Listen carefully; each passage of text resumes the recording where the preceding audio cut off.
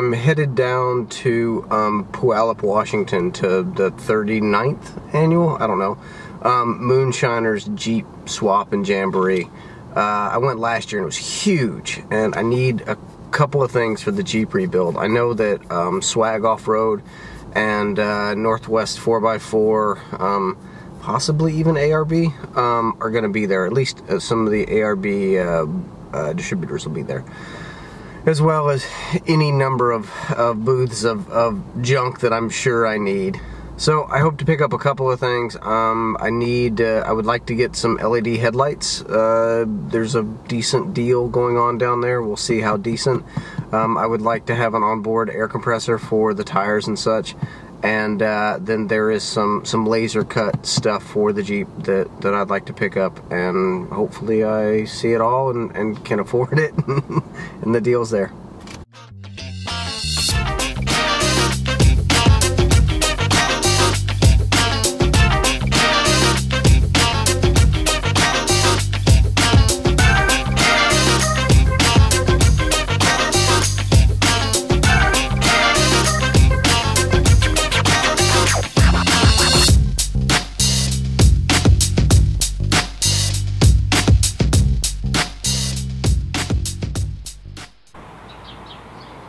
So I'm having just a little bit of trouble with the taillights. I swapped out the incandescents there for these Rugged Ridge / Omnix LEDs because they are direct replacements. Well, let me tell you, they are not direct replacements. I've got the digital multimeter out. I pulled the wiring diagram on the Jeep. I pulled the installation instructions. Nope. I can make the old incandescent work every time, but I wire that bad boy in and I get nothing. I don't get a turn, I don't get a brake, I don't get parking, not when I crank the Jeep, not when it's sitting and idle, nothing. So I'm gonna go on the forums and ask questions and rant just a little bit. Look at that sweet new shifter knob.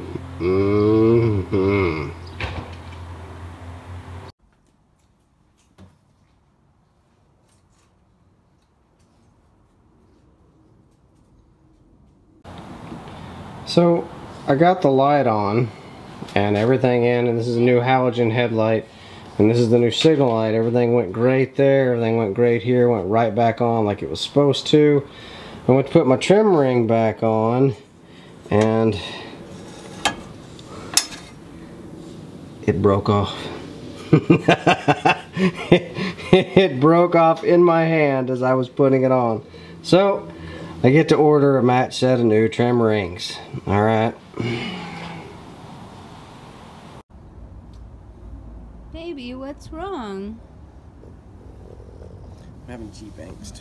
Nothing's gone right. I broke a trim ring on the front headlight. My new super sweet cool LED tail lights are not functioning properly.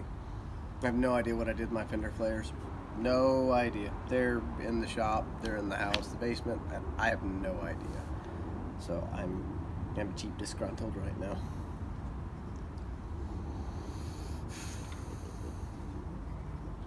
Should we drink heavily?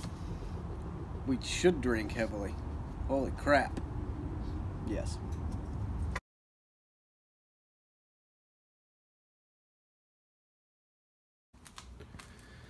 Look at that sexy new fender flare. And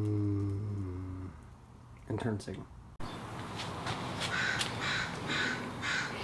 So I wanted to say a little something about the fender flares. So I've got these Rugged Ridge rubberized fender flares, and they match the style of the original flares, and they bolt on in eight holes on the front with these elongated holes here. And when I bought the flares, I also got the installation kit. Now the hardware kit comes with these stainless, I know they're colored, but they're stainless screws, and then these blocks that go on the other side that the screws go into.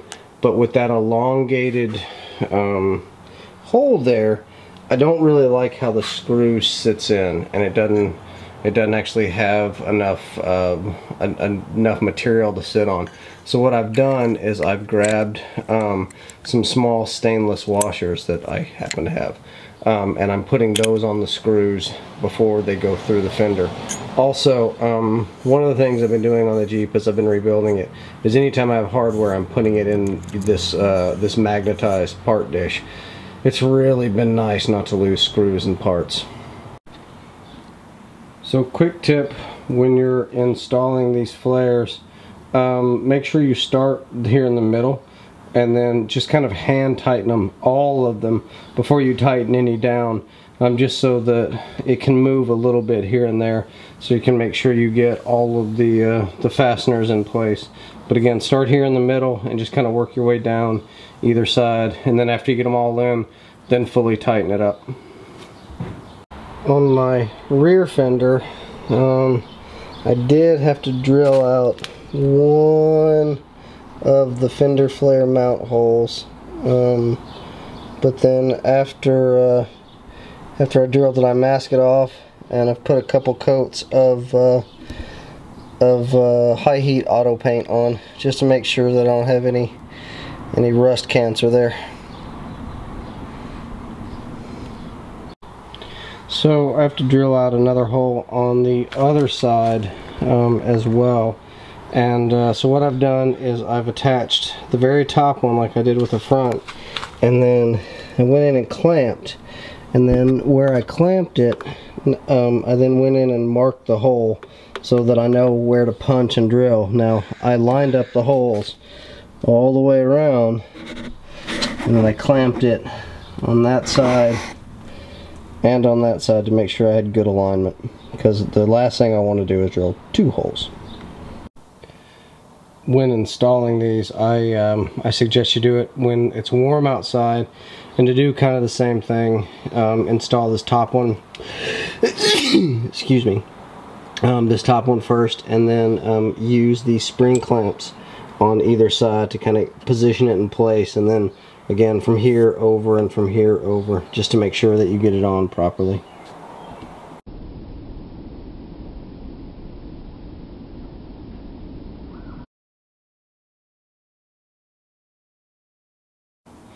I've been talking about this for a little while now, but here's my new worn winch bumper that will be going right there.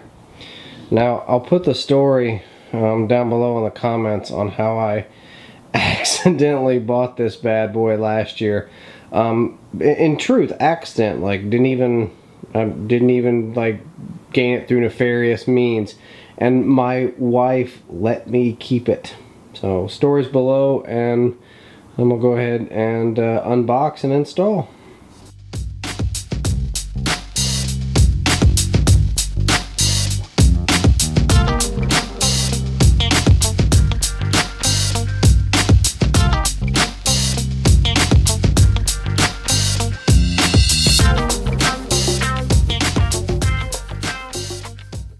Can I lift a 100-and-something pound winch and put it right there?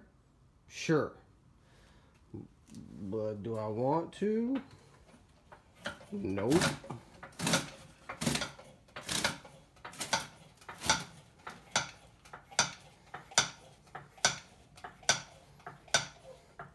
Lift table.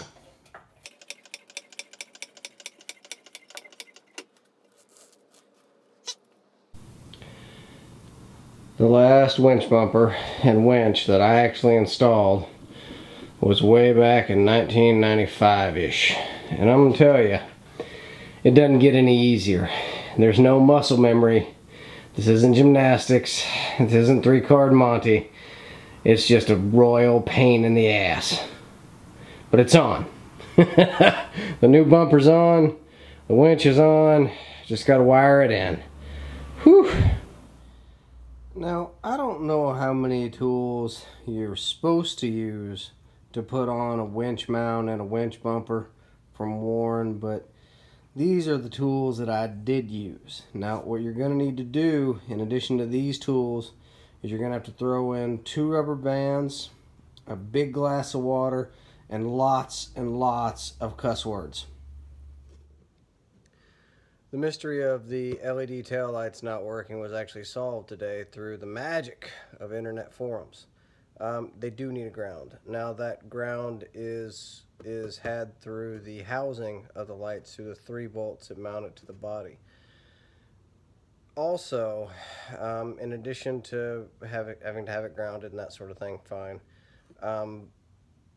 LEDs draw less voltage than the incandescents, and so the reason I wasn't getting flashers is because I have to have a no-load flasher for my fuse box up there.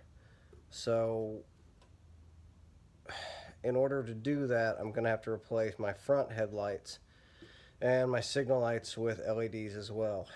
I'm just not willing to do that. I'm not willing to spend $800 a pop for headlights that in fog and smoke just aren't as bright as the halogens. So I got the halogens up front, the new signals on either side, and I'm sending these bad boys back, and I'm gonna replace them with new incandescent tail lights and housings, and I'm gonna leave my my blinker module just exactly how it is. Lesson learned.